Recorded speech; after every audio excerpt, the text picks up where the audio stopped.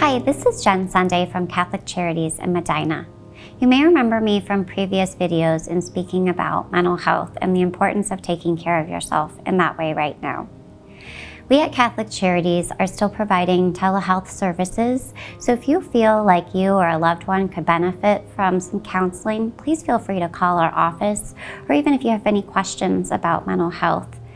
Right now, our phone number is 330-723-9615, and we are happy to support you in any way we can. When I spoke previously in other videos, I talked about the importance of mental health, and that was at the beginning of all of this and this time of our pandemic and what we're experiencing. And as we've kind of progressed through this, I wanted to take some time now to talk about a new phase that we might be experiencing. And that's grief and loss.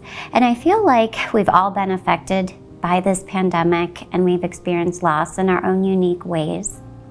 Some examples of loss that people may have experienced are job loss, financial loss, socialization, the loss of socialization and connectedness with others, the loss of contact with loved ones, the inability to be able to visit with friends or family in the same way that you had before, and certainly loss related to the security and the predictability that we had in our lives.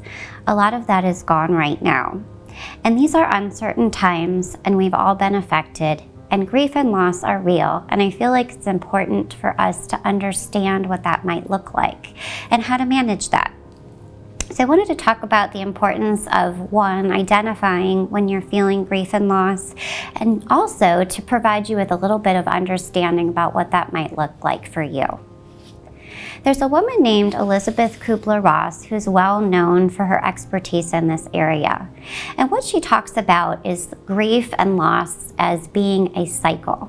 And there's 5 phases in the cycle of grief, and she identifies this as something that we may experience in different ways and in different phases, and they don't have to come at any certain time or in any certain order, but I wanted to give you some information about that to kind of help you to understand grief and loss a little bit better. The first stage she talks about is denial, so just being in denial about whatever that loss is.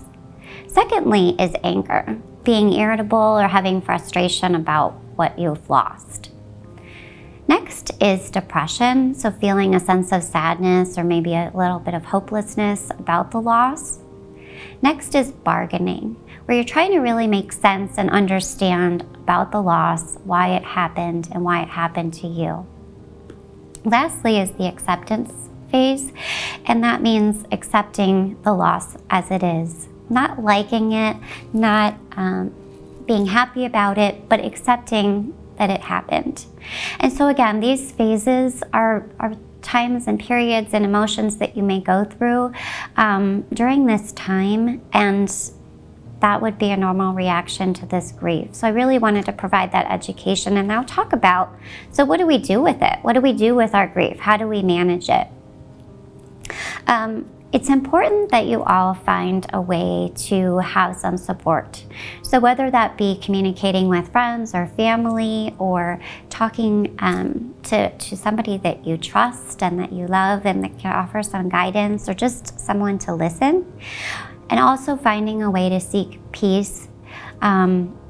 In previous videos, I've talked about ways of managing mental health and kind of given some different ideas about ways to cope. So those might be an important reference for you right now, and really kind of understanding with this grief and loss where you're at and how you can manage it and how you can cope through it. Remember that we're all in this together, and it's really important that we all take care of ourselves. I'd like to wrap up with a verse from Corinthians 12:9. My grace is sufficient for you, for my power is made perfect in weakness. Remember, we're all in this together, and we might be experiencing some feelings of weakness or insecurity. We will get through this. Please take care of yourself and stay well.